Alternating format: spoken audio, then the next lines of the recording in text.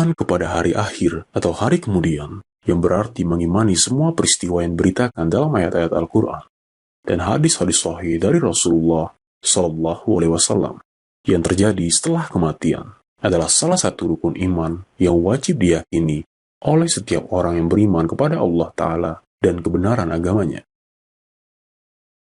Karena tingginya kedudukan iman pada hari akhir, Allah Ta'ala dalam banyak ayat Al-Quran sering mengandengkan antara iman kepadanya dan iman kepada hari akhir.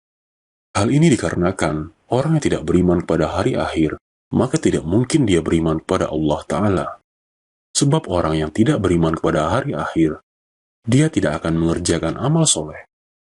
Karena seseorang tidak akan mengerjakan amal soleh, kecuali dengan mengharapkan balasan kemuliaan, dan karena takut siksaannya pada hari pembalasan kelak. Oleh karena itu, Allah Ta'ala menggambarkan sifat-sifat orang yang tidak beriman kepada hari akhir. Dan mereka berkata, kehidupan ini tidak lain hanyalah kehidupan di dunia saja. Kita mati dan kita hidup, dan tidak ada yang membinasakan kita selain masa. Quran Surah Al-Jathiyah ayat 24. Di antara perkara yang wajib diimani sehubungan dengan iman pada hari akhir adalah keberadaan Al-Haud atau telaga Rasulullah SAW sebagai kemuliaan yang Allah Ta'ala berikan kepada beliau SAW, yang pada hari kiamat nanti orang-orang yang beriman dan mengikuti petunjuk beliau sewaktu di dunia akan mendatangi dan meminum air telaga yang penuh dengan kemuliaan. Imam Ahmad bin Hambal berkata, termasuk landasan pokok Islam adalah kewajiban mengimani keberadaan telaga milik Rasulullah SAW pada hari kiamat, yang nanti akan didatangi oleh umat beliau SAW, sebagaimana disebutkan dalam banyak hadis.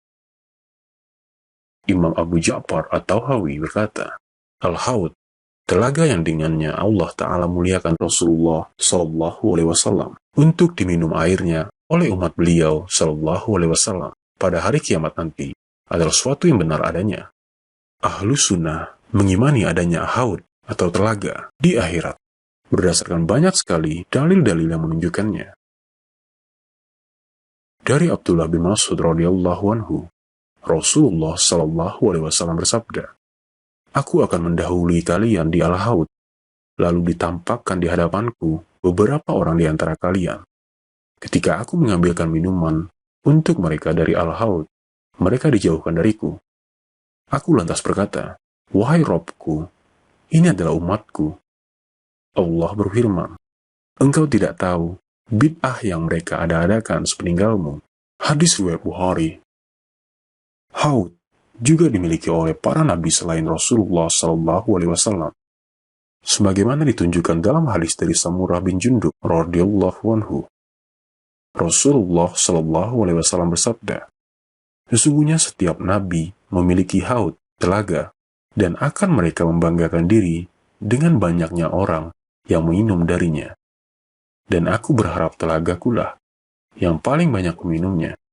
Hadis riwayat Tirmizi.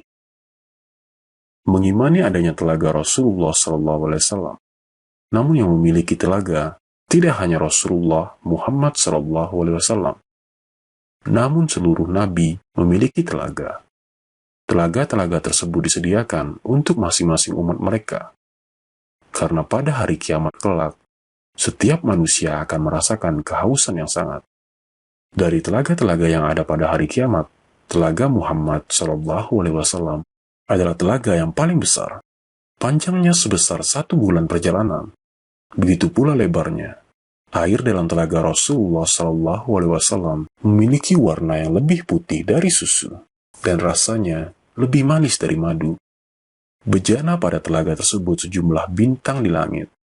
Barang siapa yang meminum air tersebut, maka ia tidak akan haus lagi setelahnya. Sumber air tersebut adalah sungai Al-Kautsar di surga Allah Ta'ala, peruntukan bagi Rasulullah SAW. Sebagaimana sabda beliau, apakah kalian mengetahui apa itu Al-Kautsar? Para sahabat menjawab, Allah dan Rasulnya yang lebih mengetahuinya. Rasulullah SAW bersabda, sesungguhnya Al-Kautsar adalah sungai yang Allah Ta'ala janjikan padaku. Padanya terdapat banyak kebaikan, dan airnya akan mengalir ke telagaku yang didatangi oleh umatku pada hari kiamat nanti. Dalam hadis lain, beliau Shallallahu Alaihi Wasallam bersabda, dialirkan pada telaga itu 2 saluran air yang bersumber dari sungai Al-Kautsar di surga. Airnya lebih putih dari susu, dan baunya lebih harum dari minyak wangi. Dalam hadis lain, namun tidak semua umat Rasulullah Shallallahu Alaihi Wasallam dapat meminum air dalam telaga ini. Di antara orang-orang yang tidak dapat meminumnya adalah orang-orang yang murtad dan orang-orang dari kalangan ahlul bid'ah. Di antara hikmah yang dapat diambil dengan adanya telaga ini adalah agar kita dapat bersemangat untuk melakukan ittiba, mencontoh Rasulullah Shallallahu Alaihi Wasallam dalam setiap perkara. Semoga Allah Ta'ala senantiasa melimpahkan taufiknya kepada kita semua untuk dapat meraih semua kebaikan dan kemuliaan yang dijanjikannya di dunia dan di akhirat kelak. Sesungguhnya dialah yang maha mendengar, maha dekat, dan maha mengabulkan doa.